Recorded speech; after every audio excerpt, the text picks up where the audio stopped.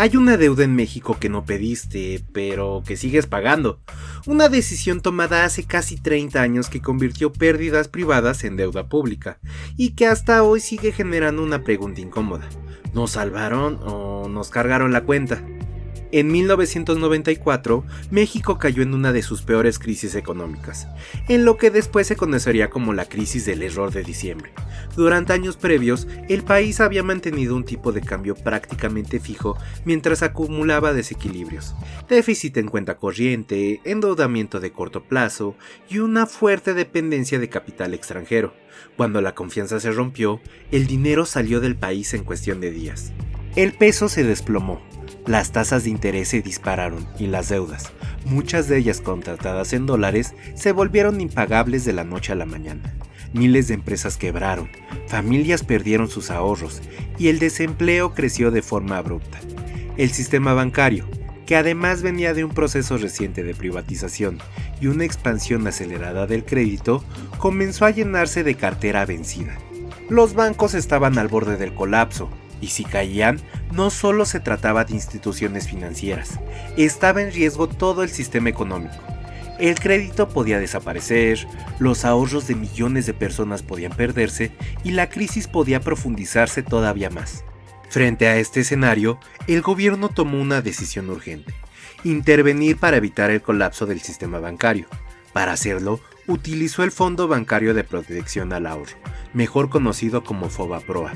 Este mecanismo ya existía como una herramienta para enfrentar problemas dentro del sistema financiero, pero durante la crisis de 1994 y 1995, su papel cambió por completo. Lo que antes era un fondo de apoyo se convirtió en el eje de un rescate a gran escala.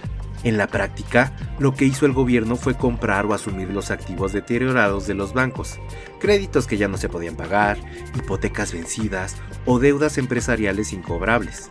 A cambio, el Estado entregaba instrumentos financieros que permitían a los bancos sanear sus balances y seguir operando. Esto evitaba quiebras inmediatas y buscaba mantener vivo el flujo de crédito en la economía. El problema es que muchos de esos activos estaban profundamente dañados. No eran deudas recuperables en el corto plazo, y en algunos casos su valor era cuestionado. Aún así, fueron absorbidos dentro del esquema del FOBAPROA, trasladando el riesgo al sector público. Con el tiempo, ese rescate se formalizó y se transformó en deuda pública a través de mecanismos institucionales posteriores. Es decir, lo que originalmente eran pérdidas privadas del sistema bancario, terminaron integrándose a las finanzas del Estado. La lógica detrás de la decisión era clara: evitar un colapso financiero que arrastrara a toda la economía y proteger los ahorros de millones de personas. Si los bancos caían, no solo desaparecería el crédito, también podían perderse depósitos, paralizarse empresas y profundizarse aún más la crisis. Desde esta perspectiva, el rescate buscaba contener un efecto dominó que habría golpeado a prácticamente todo el país. Pero el costo también fue claro: esas deudas no desaparecieron, se trasladaron.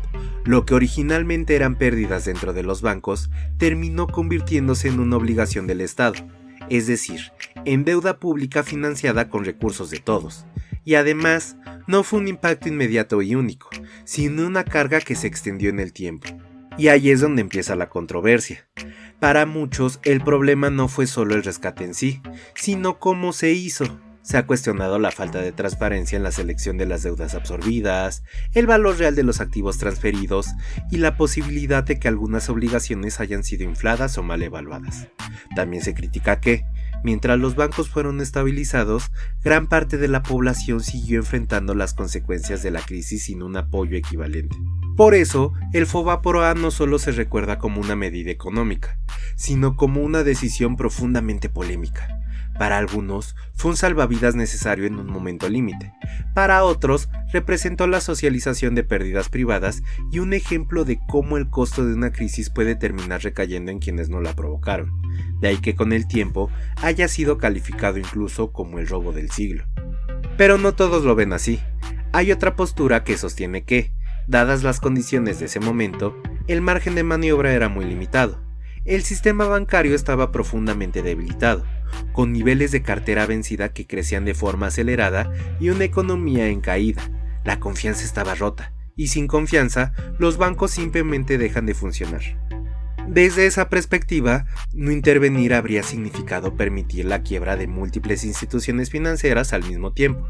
Eso no solo habría afectado a los dueños de los bancos, sino directamente a millones de personas, ahorradores que podrían haber perdido su dinero, empresas que se habrían quedado sin acceso a crédito y una economía que habría entrado en una parálisis aún más profunda.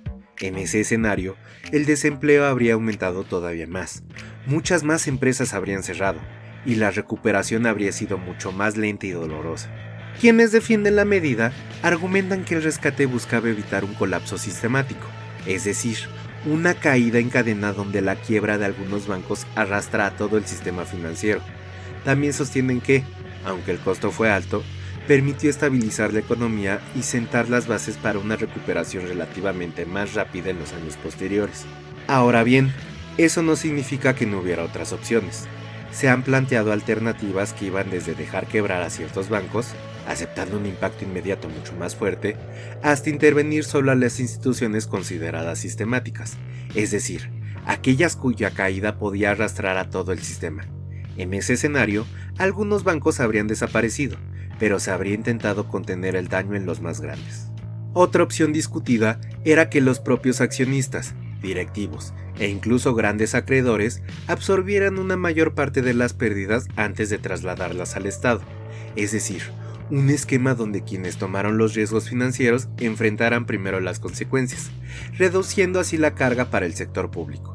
También se ha hablado de reestructuraciones más agresivas, auditar con mayor rigor las deudas antes de incorporarlas al rescate, separar activos realmente incobrables de los que aún tenían valor, e incluso crear mecanismos más claros para recuperar parte de ese dinero con el tiempo.